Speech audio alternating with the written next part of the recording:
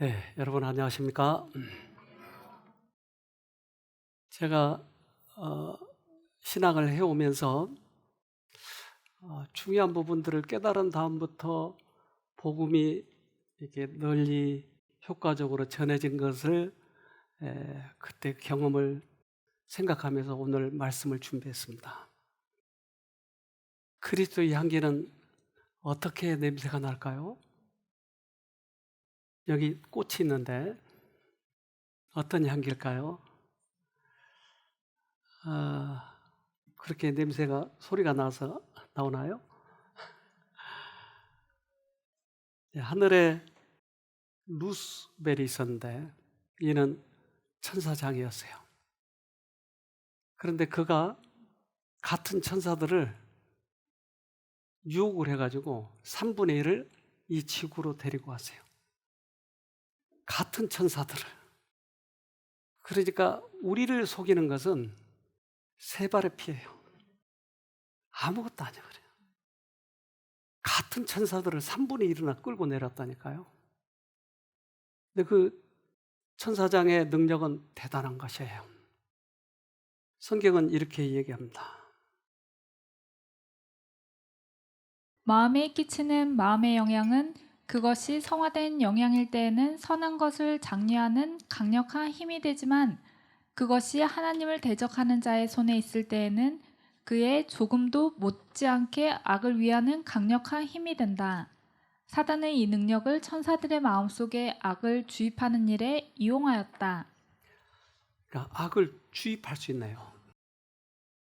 그래서 우리는 속절없이 그것을 당하고 있는 거예요. 따라서 마음을 지배한다고 하는 정신은 사단에게서 온 거예요. 우리 집사람의 마음을 내가 지배하려고 하는 것은 사단에게서 온 거예요. 우리 자녀들의 마음을 지배하려고 하는 것은 사단에게서 온 거예요. 우리는 서로 인격을 존중하면서 서로 자유를 주면서 자유롭게 행복하게 그렇게 살아가야죠. 사단의 정신이 들어와서는 안 되죠. 하늘에서 추방당한 후에 그는 이 세상에다 그의 왕국을 세웠다. 그때 이후로 그는 인간을 미혹하여 하나님께 충성을 다하지 못하게 하려고 지칠 줄 모르고 노력하고 있다. 그는 하늘에서 사용했던 힘, 마음이 마음에 미치는 영향과 똑같은 힘을 사용한다. 사람들이 그들의 동료들을 유혹하는 유혹자가 된다. 그래서 이 땅은 지금 사단의 왕국이에요. 그런데 우리는 사단의 왕국에서 살아가면서 하늘 왕국을 사모하면서 가고 있는 것이에요. 그런데 사단에 의해서 마음을 지배받으면 그 마음이 다른 사람의 마음을 지배하려고 하는 죄성이 있게 돼요. 욕망이 있게 된 거예요. 하와는 그 능력에 굴복하고 말았어요. 사단은 아담과 하와에게 최면을 걸었다. 이 최면수를 주님께서도 썼지만 성경 말씀이 인용되고 난 후에 사단은 승리할 기회가 없다는 것을 알았다. 그것을 최면이라고 그래요. 최면술은 무서운 겁니다. 어떻게 사람이 사람을 지배하느냐고요. 저는 전쟁터에 갔다 온 적이 있어요. 근데 거기에서 이제 위문공연 왔는데 사람을 탁 하더니 탁 하니까 딱 뻣뻣해지는 거예요. 마치 나무 토막 같아요.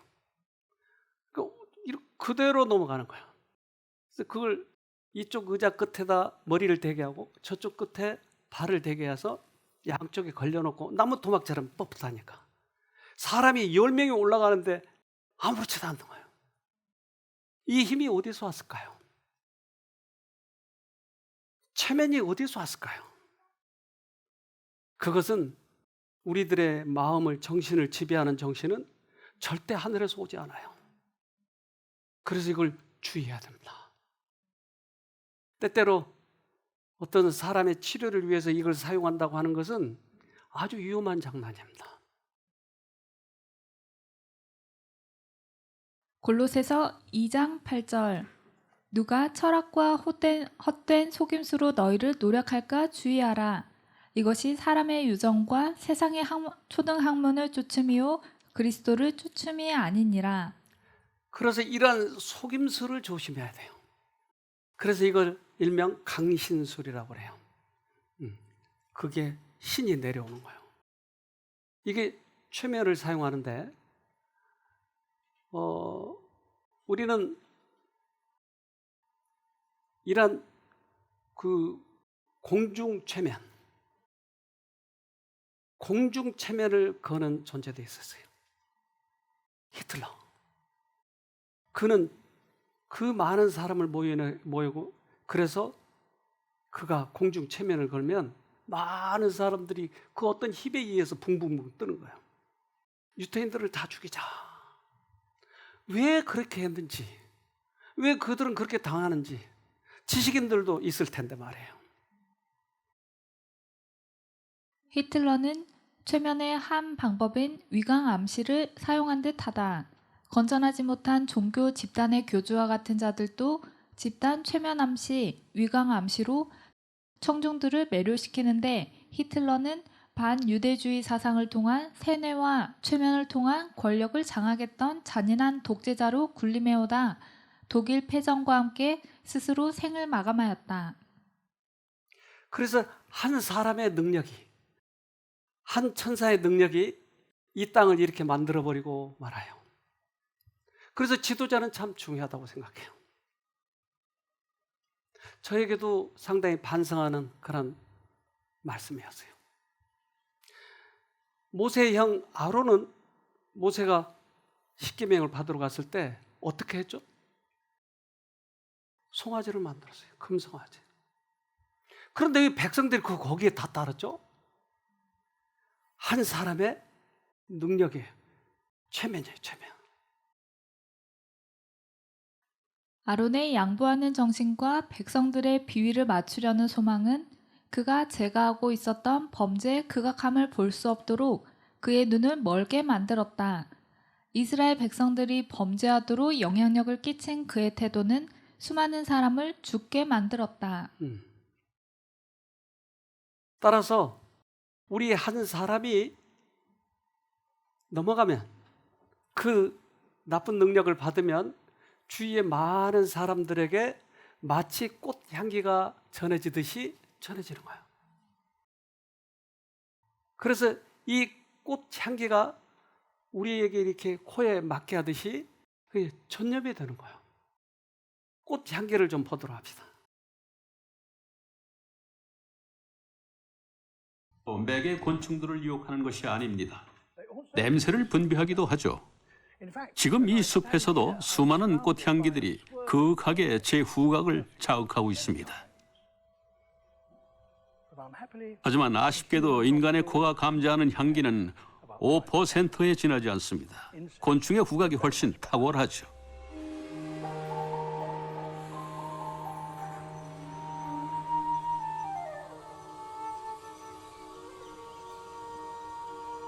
이 미세한 휘발성 입자들이 공기 중에서 떠다니는 광경을 한번 상상해 보십시오.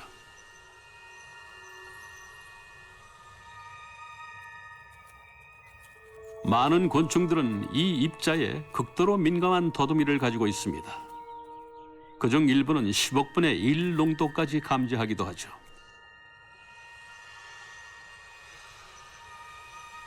덕분에 곤충들은 1km가 훨씬 넘는 거리에서도 꽃향기를 맡습니다.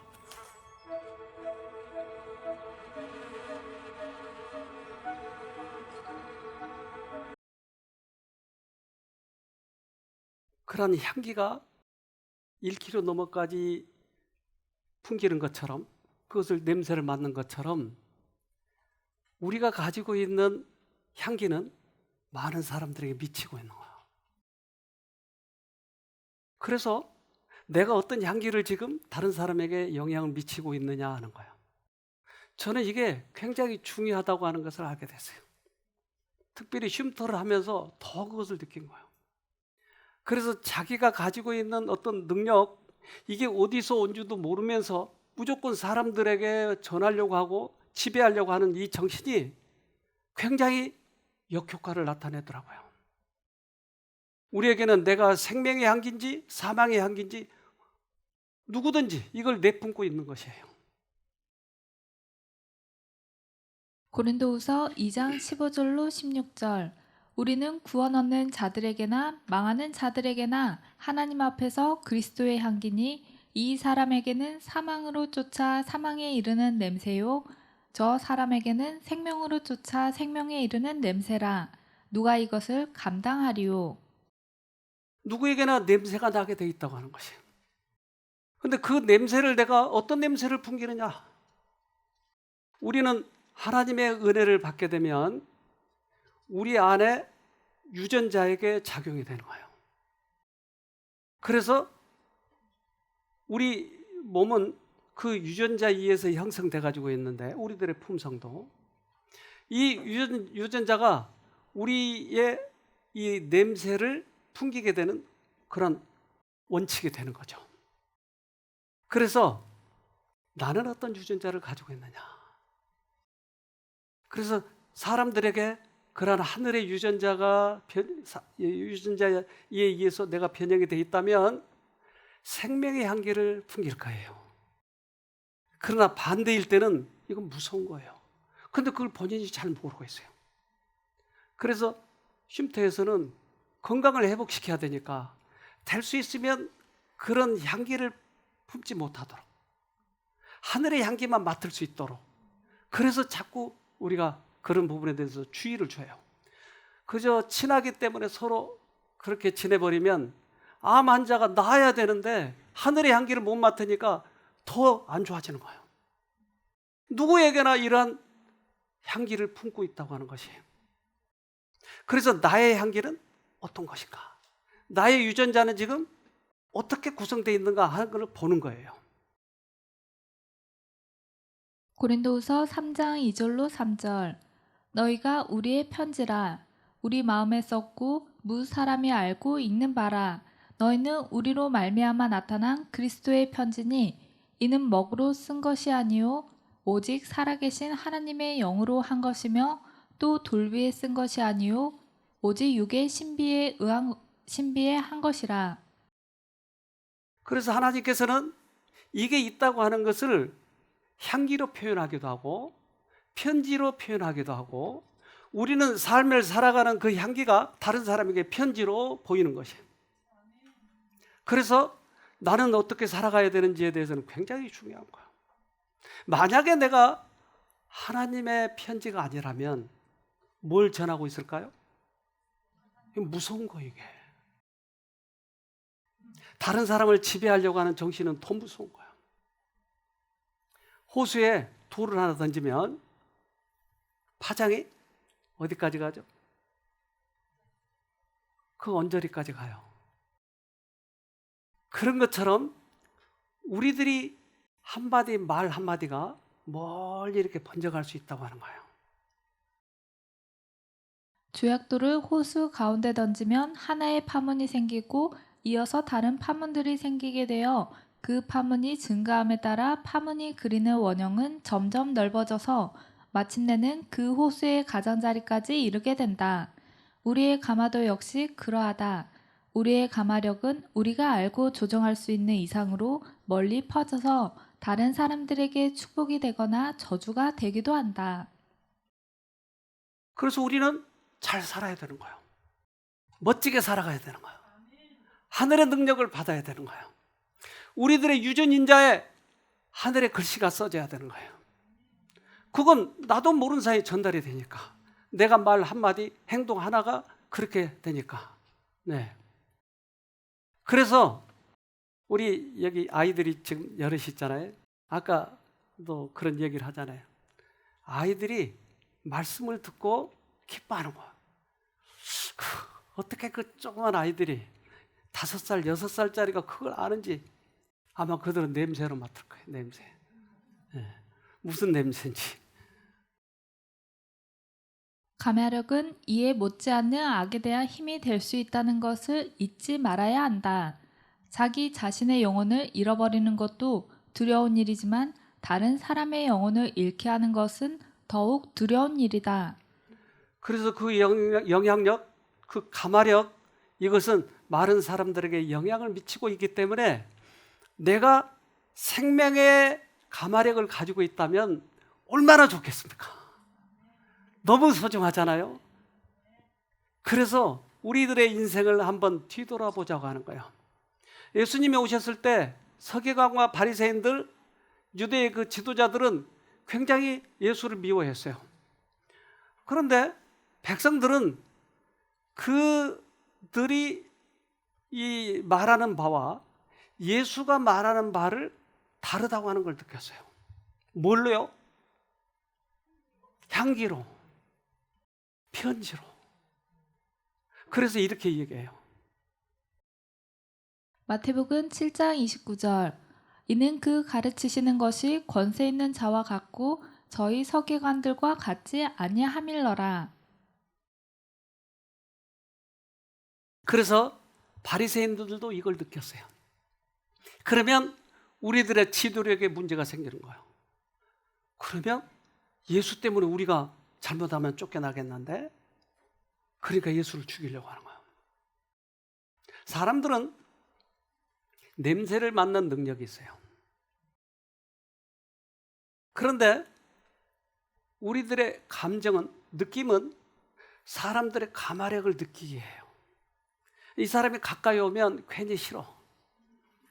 어떤 사람은 가까이 좀 있고 싶어. 여러분 사랑해봤어요?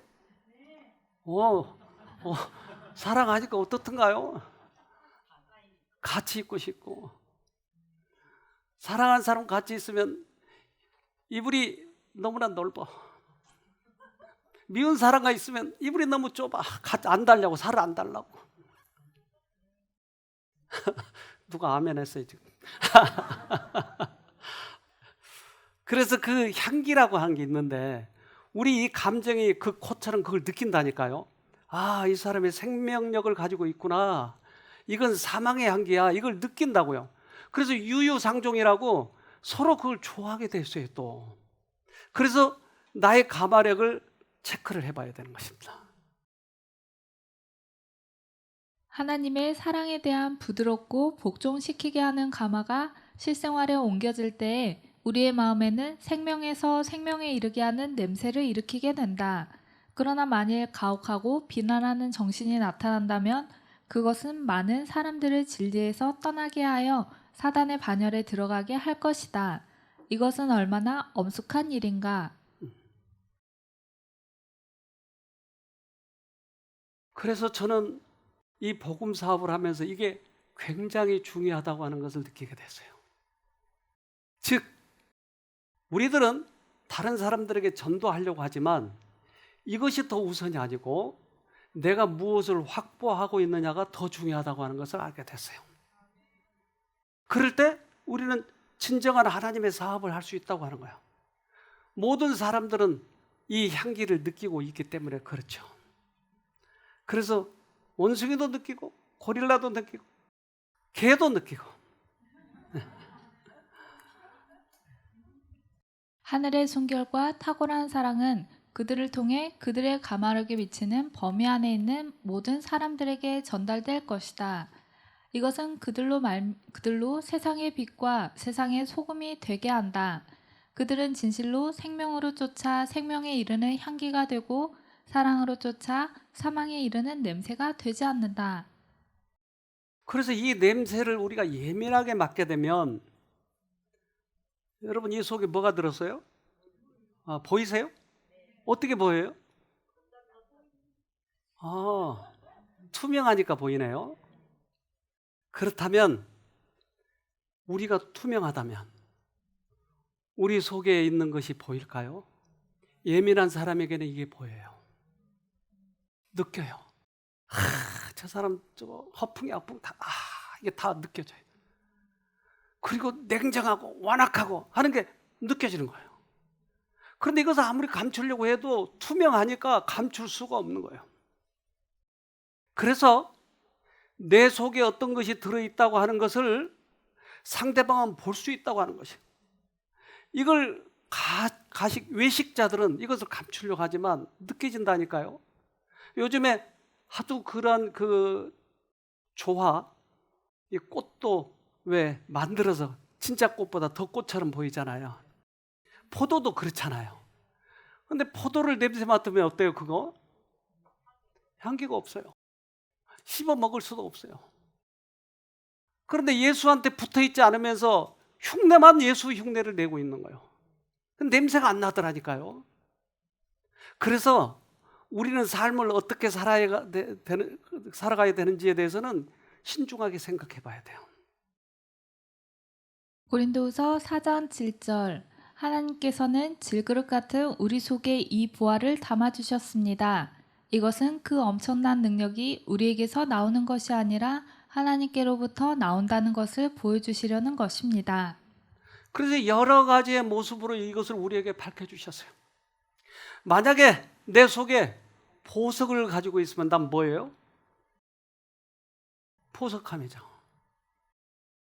똥을 가지고 있으면 냄새가 나는 거예요. 그래서 보석이 들었네. 냄새. 이게 느껴진다니까요. 그래서 내 속에 있는 것을 살펴봐야 돼요.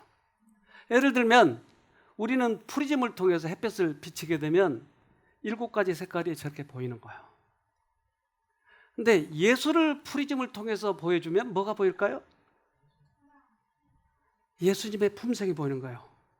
근데 그것 중에 몇 가지는 이렇게 얘기해요. 화평케 하는 자는 복이 있나니 저희가 하나님의 자녀라 일컬음을 받을 것이미요. 평화의 정신은 그들이 하늘과 연결되어 있다는 증거이다. 그리스도의 달콤한 향기가 그들을 두르고 있다. 생애의 향기와 품성의 아름다움은 그들이 하나님의 자녀라는 사실을 세상에 드러낸다. 냄새가 이렇게 나는군요. 다른 사람을 화평케 하려고 한다든지 또는 다른 사람의 생명을 더 복되게 해주려고 한다든지 이런 냄새는 하늘과 연결되어 있다고 하는 증거다 이 말이에요. 제가 그전은 참 두리안을 참 좋아했어요. 처음에는 먹을 수가 없어요. 어떻게 그런 냄새가 나는지 먹을 수가 없어요. 냄새가 고약하면 그렇게 되는데 고양이에게 이 두리안을 줘봤어요. 어떻게 반응할까요? 한번 영상으로 봅시다. 주인이 건넨 정체불명의 음식에 호기심을 보이는 고양인데요. 근데 냄새를 쿵쿵 맡자마자 이렇게 두 눈을 부릅뜬 채 소파 뒤로 기절합니다. 이 고양이 역시 이 냄새에 놀라서 뒷걸음질 치죠. 맛은 있지만 고약한 냄새로 유명한 과일의 왕 두리안의 냄새를 맡아본 건데요. 먹음직스럽게 생긴 모습과는 달리 두리안의 지독한 냄새에 아주 격한 반응을 보이는 동물들. 이제는 비슷하게 생긴 과일만 봐도 두 번 다시 가까이 오지 않을 것 같네요. 지금까지 투데이 별별 영상이었습니다.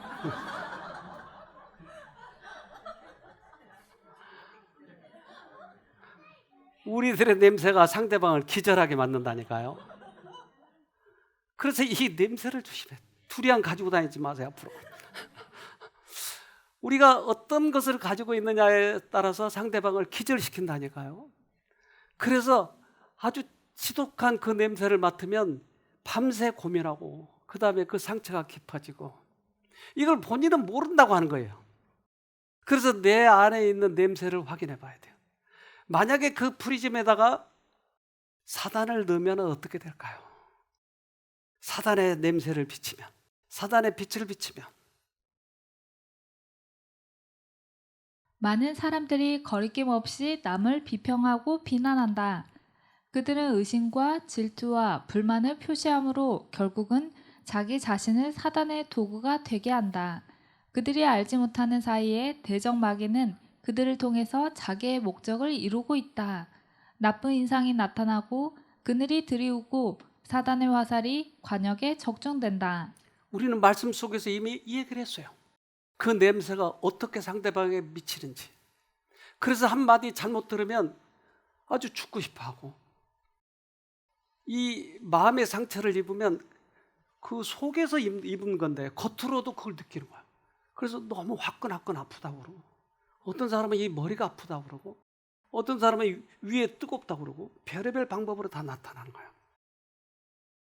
그런데 이것을 무시하는 거예요. 왜? 내가 때린 적이 없으니까. 내가 칼로 찌른 적이 없으니까. 그런데 이게 더 중요하다고 하는 거예요. 분위기가, 가마력이 더 중요하다고 하는 거예요. 사단은 이것을 가지고 온 거예요. 기가 막히잖아요.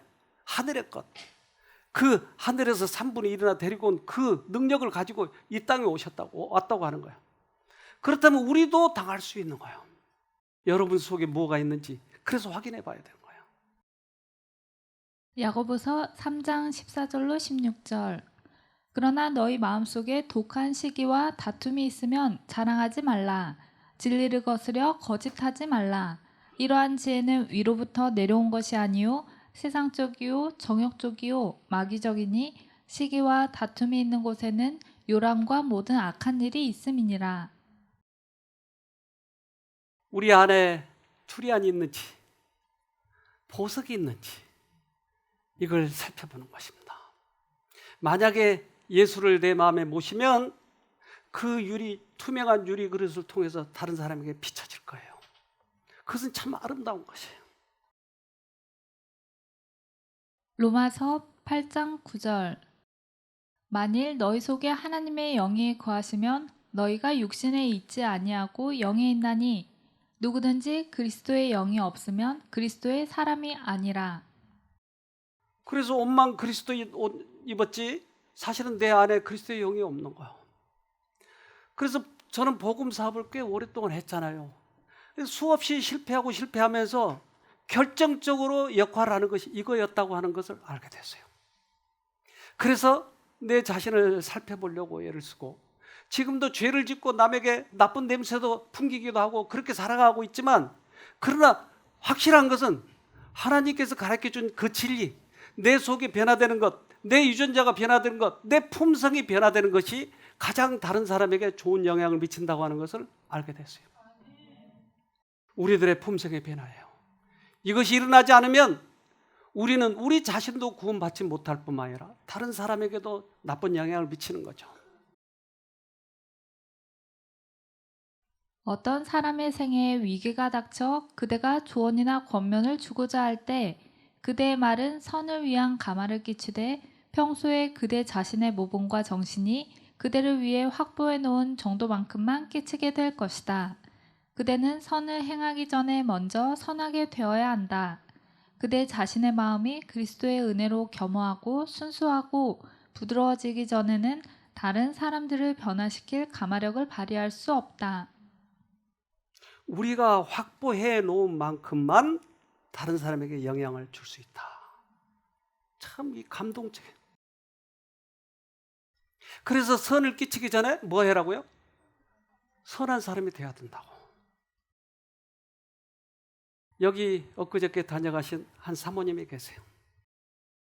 근데 이분은 1년 전에 여기 와서 처음으로 복음을 듣게 됐어요. 그 전에는 지식적으로 전한 거였겠죠. 그래서 두 부부가, 남편 목사님도 그렇게 달라지지를 정말 기가 막히게 많이 달라졌어요. 1년 사이에. 그래서 요즘에는 보면은 얼굴이 혈색이 생기고, 그전에는 맨날 집에만 들어오면 약해서 누워있기만 했는데 요즘엔 누워있는 적이 없답니다. 건강해졌어요. 그래서 두 분이 얼마나 요즘에 열심히 하는지 몰라요. 그런데 최근에 와서 기가 막힌 것을 자기가 깨닫고 결심을 한 게 있다고 그래요. 그게 궁금해 죽겠어요. 뭐냐 물어봤어요. 그런데 사람에게 영향력을 받으면, 즉 사람의 가마력을 받게 되면 사람에게 약해진다는 거예요. 근데 하나님께 이 영향력을 받으면 담대해지고 능력 있게 되더라는 것을 깨달았다는 거예요. 그래서 사람의 비율을 맞추지 않기 위해서 이제부터 결심했다는 거예요. 한번 얘기 들어봅시다. 제가 얼마 전 예수님의 십자가를 묵상하고 있는데 하나님께서 보여주신 장면이 있어요. 베드로와 요한이 예수님의 재판정에 따라서 들어갔는데 요한은 예수님을 저주하지 않았는데 베드로는 예수님을 저주했어요. 그들이 딱 재판정에 들어갈 때 요한은 다른 사람의 시선을 의식하지 않았는데 베드로는 자기 자신을 감추려고 했다는 것을 보여주셨어요.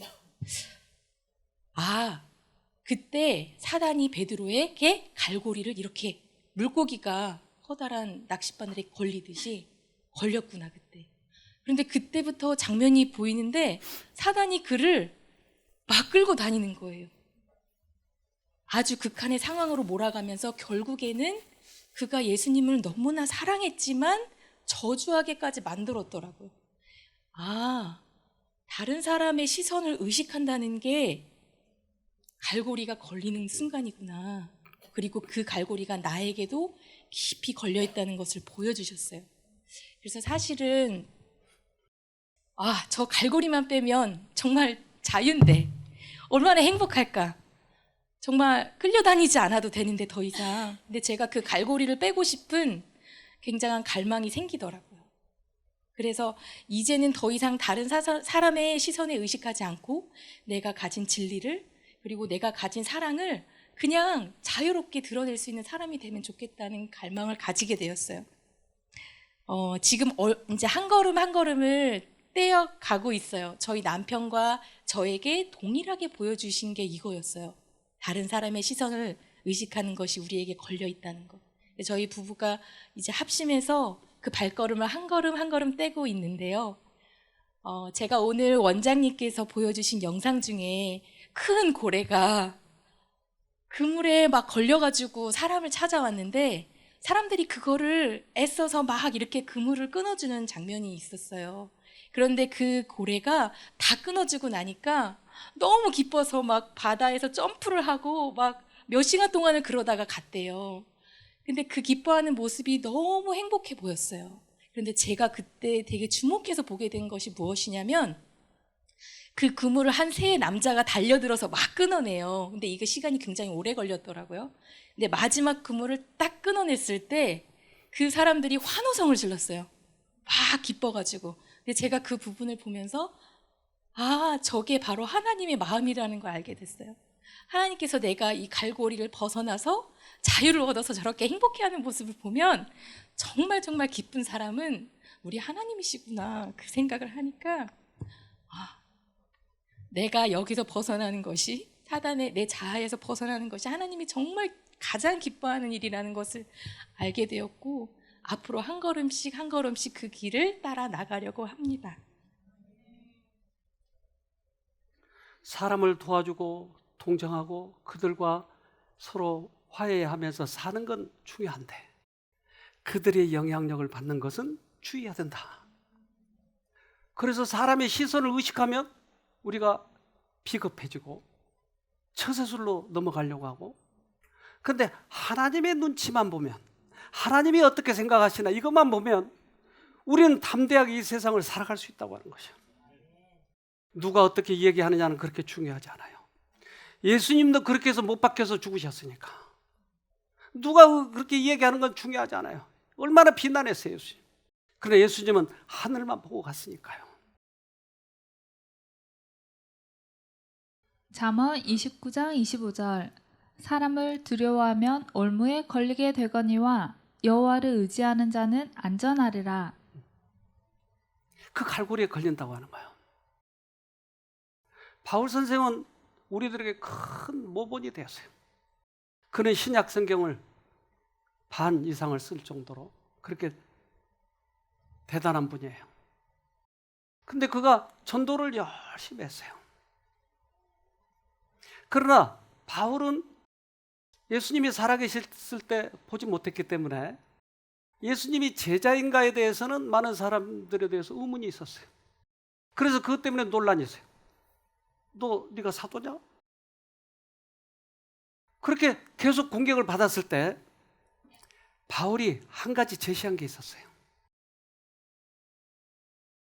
진리를 통하여 죄인들이 회개하고 성화되는 것은 하나님께서 그를 목사직에 부르셨다는 목사가 지닐 수 있는 최대의 증거이다. 그가 사도라는 증거는 회개한 사람들의 마음에 기록되어 있고 그들의 새로워진 생애가 증거하고 있다. 그리스도는 그들 안에 영광의 소망으로 형성되어 계신다.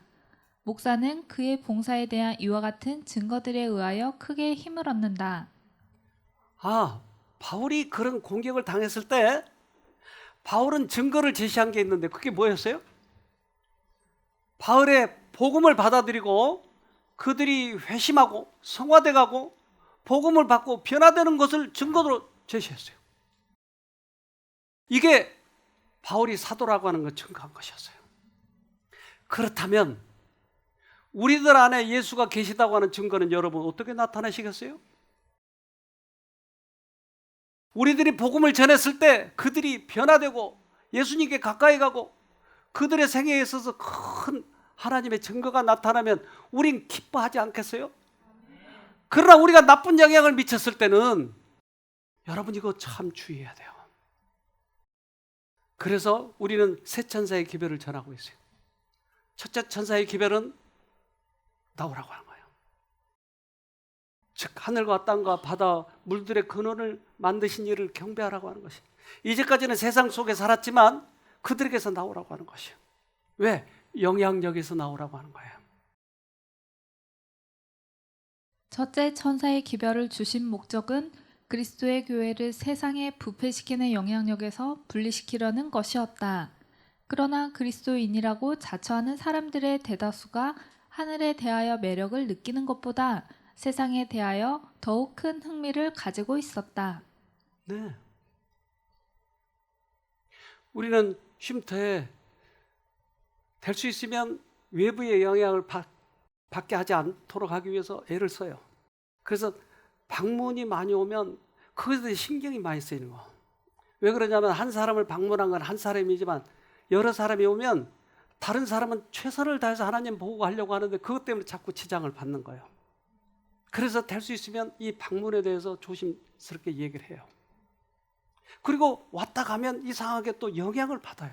지금 하나님만 계속 바라보고 가야 되는데 그런 영향을 받기 때문에 사실은 우리가 신경이 쓰이는 거예요. 그건 누구나 영향을 주고받고 하기 때문에 나의 영향력이 약해져 있기 때문에 지금은 투병생활하는 데 있어서는 좋은 영향력만 받아야 되는 것이에요. 이것이 우리들에게 보이지 않는 영향력인 것이에요. 이제 우리는 주님께서 오실 날이 가까이 왔어요. 그래서 선악간에 대쟁투가 있어요. 그 선악간의 대쟁투는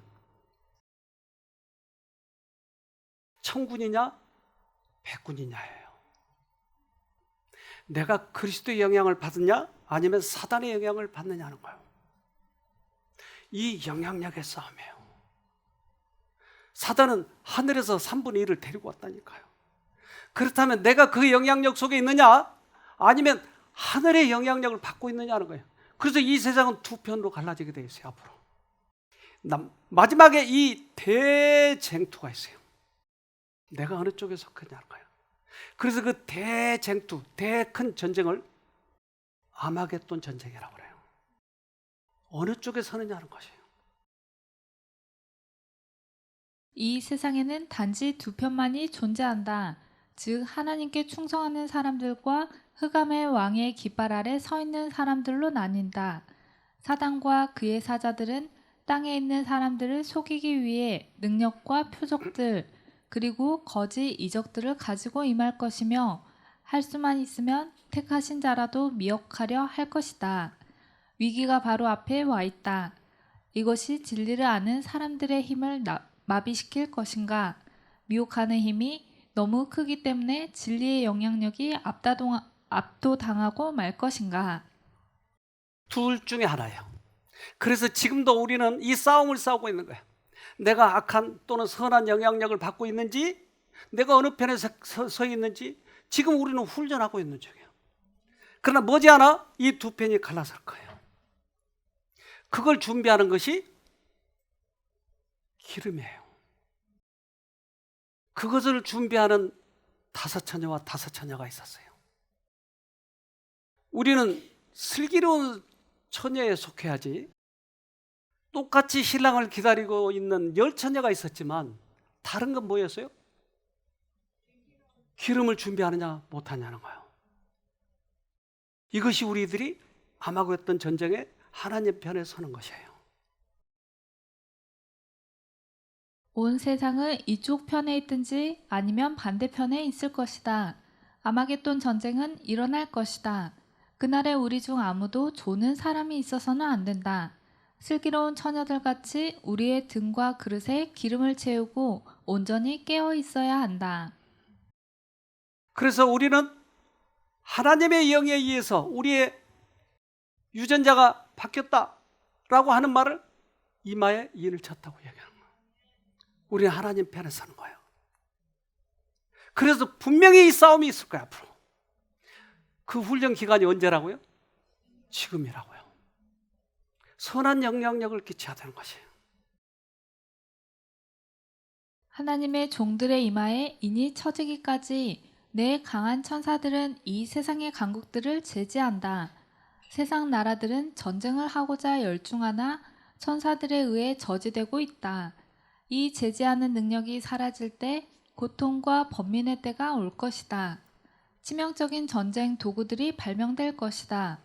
승객들을 실은 배들이 깊은 바닷속에 매장될 것이다. 진리의 정신을 품지 않는 모든 사람들은 사단의 대리자들의 지휘하에 연합할 것이다. 그러나 그들은 아마겟돈 대전쟁이 일어날 때까지 제어될 것이다. 미사일이 지금 발명이 되고 한 번만에 많은 사람을 죽이는 무기들이 발명이 되고 서로 죽이고 그게 언제까지? 우리는 답답한 심정 아니에요? 그러나 우리의 준비는 무기를 준비한 것이 아니고 뭘 준비해야 된다고요? 하나님의 인을 받아야 되는 것이, 우리의 유전자가 바뀌어야 되는 것이, 우리들의 품성이 바뀌어야 되는 것이. 그럴 때 주님께서 우리들에게 인을 치는 거예요. 이건 내 말이야, 내 소유야. 우리는 그 인을 받고 싶지 않으세요?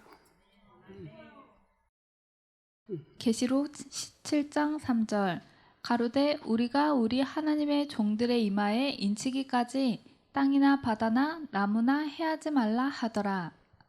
우리 하나님 인 꼭 받도록 합시다. 그래서 하늘에 다시 만나도록 합시다.